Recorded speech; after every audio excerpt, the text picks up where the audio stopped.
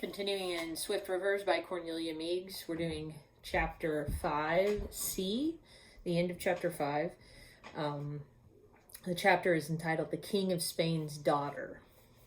Chris was watching almost before dawn next day for the appearance of Pierre Duminel. It was well into the morning, however, before the long line of the raft came into view around the bend and the boys could put off in their boat to join it. Their new friend gave them a great basket of young peas and fresh eggs, a side of bacon, and a quantity of early red raspberries. The letters Chris bestowed carefully in an inner pocket, looking first in renewed wonder at the superscription upon one of them, the President of the United States.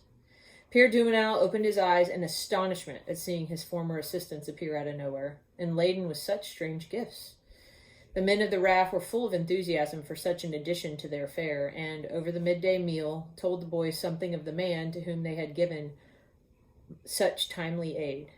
A queer duck, they described Barton Howland, a fellow that nobody knows what to make of. He came into this new country with some of the first settlers, and built what was a big grand house for these parts, not so far above the Rock Island rapids. But something happened.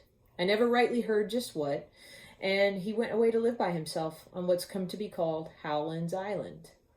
They say he makes out pretty well, that he raises everything he needs, and keeps his house as neat as a woman would. You'd never think that he came of people who had an army of black servants, and didn't think it was right to do a hand's turn of work themselves. Later in the evening, Pierre Duminel told them a little more of this strange dweller on the willow-bordered island. There was a sickness that went all over this north country, he said, and it stole into big houses just the same as into cabins. His young wife and his 2 little sons died within a week, and he rode away from the place and never would go back to it again. But it's not right, Pierre added vigorously, stuffing tobacco into his black, violently smelling pipe. It's not right for a man who could do great things to go away and live so all by himself, no matter what was the sorrow that he has seen. Pierre made no reference to the pilot with whom the boys had been sailing. All he said was, "When the right time comes, you'd better take the boat back to the raft to which it belongs, and Chris will wish to travel with his logs." There was one more day and night of uneventful floating, with the smooth river sliding below them, with the brilliant summer stars swinging overhead in the warm darkness. Just before dusk, Pierre and Stuart had been ashore to get supplies at a farm near the shore.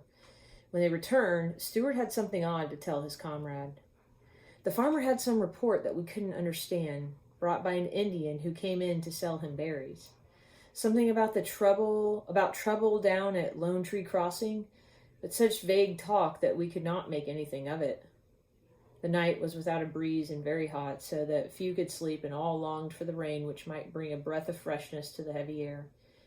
Chris, lying in his place, could see Pierre Duminel prowling restlessly about the raft as though heat or troubled thoughts made slumber impossible. Toward morning the shower came, a steady, windless downpour which wrapped the moving craft in a gray curtain. Suddenly, from out of the dim, wet twilight, a voice sounded and a boat came into view, the trader's canoe with a single man in it. What he was calling to them was half lost in the sound of the rain beating steadily upon the logs. "Have you heard what happened at Lone Tree Crossing? Joe Langford smashed his raft, split all in pieces on the bar." Pierre Duminel spun about in his place at the stern. "What is that?" he cried, stung out of the Indian retinence at last. "Say that again, man." The others gathered hastily to listen for a reply. The trader had evidently not known that it was Pierre Duminel to whom he had brought tidings. As though in dismay at the sudden knowledge of what this news must mean, he sheered away. He called something over his shoulder which no one could catch and vanished into the rain. Pierre, with a face set and quiet again, gave an order which sent every man to his place. He must have seen how heads were laid together and how talk flew from one to another, but he made no sign. They floated serenely on, past green islands and wooded bays, with no possibility of hastening, even if the commander in the stern had wished it. After that first moment of outburst, no word or look gave indication that he had any knowledge of what had occurred. "We're all speculating," one of the men said to the boys after supper, drawing at his pipe and speaking low, lest the sharp ears of Duminel might hear. We're speculating whether Pierre will just go past Joe Langford in trouble or whether he'll stop to help him. There never were friends like those two friends in the time before the falling out. If you've hurt a Frenchman, he may forgive you, especially if he finds you in distress. But if you hurt an Indian, he hates you forever. And we, none of us, know which Pierre Dumenil will prove himself to be. During the next day, while Chris and Stuart were at their places at the sweeps, they held snatches of conversation together between the moments when it was necessary to swing the head of the raft. I believe he will go by, Stuart declared. Perhaps Dumenil has been waiting all this time for just the minute when he can show Langford what he truly thinks of him. Chris pondered and was not so sure. He recollected that first meeting so long ago now, when those words had dropped from Pierre without his own volition. I hoped to forget that I had quarreled with my dearest friend. I couldn't guess what he will do, he said to Stuart. And if you were in his place, how would it be with you? Oh, I would go sailing by and not even look about to watch how Langford took it, Stuart replied instantly. Then, after a moment's pause, he was obliged to add, I'm not so absolutely sure, Chris, that I would, after all. Perhaps no person really knows enough about himself to say which way he will turn until the time comes. There was your Uncle Nels, who treated you rather worse than Joe Langford treated Pierre, and yet Eric Knudsen told me. Chris turned suddenly to dip his sweep with an awkward splash, such as so practiced an oarsman as he had become should never have perpetrated. He carried the discussion no further. Of one thing he could not speak, nor could Stuart. If the raft was smashed, were the logs lost?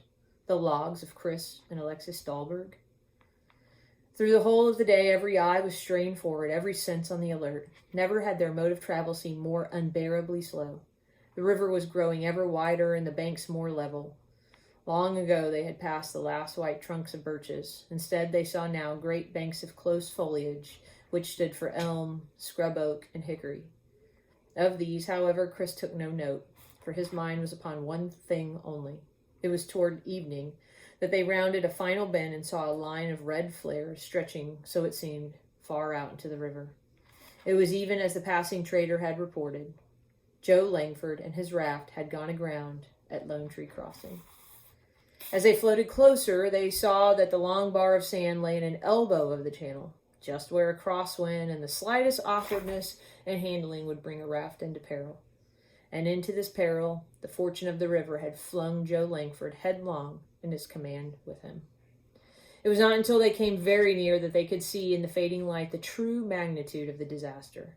The raft lay across the bar like a crumbled piece of paper, just where the wind and the water had thrown it. Only a scant third of it still floated. The rest was smashed and split upon the shelving sands. The booms torn asunder and the logs set free and flung into fantastic piles all up and down the shore. A few loose timbers were afloat, and even as Chris was watching, he saw a group of black trunks slide into the water and go bobbing away. His logs, the fruit of his toil. He looked everywhere but could catch no glimpse of the big walnut tree.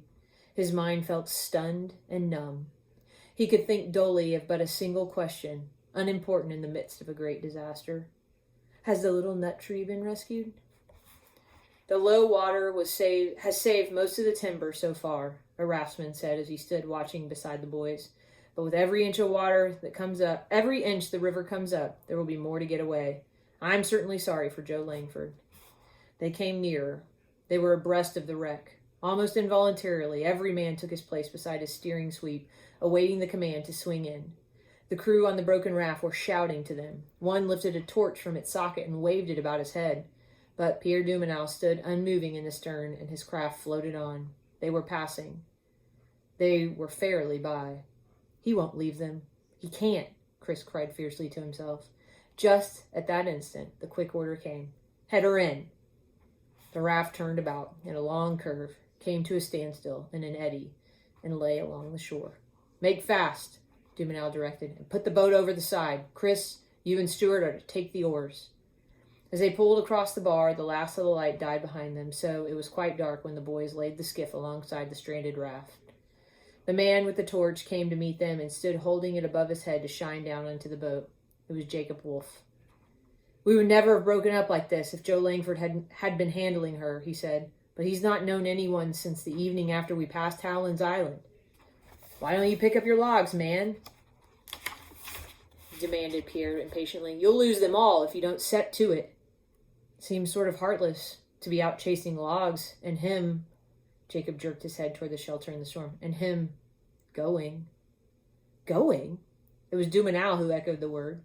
Chris, sitting so close to the stern seat that his knees touched that of Pierre, felt a quiver run through that big frame.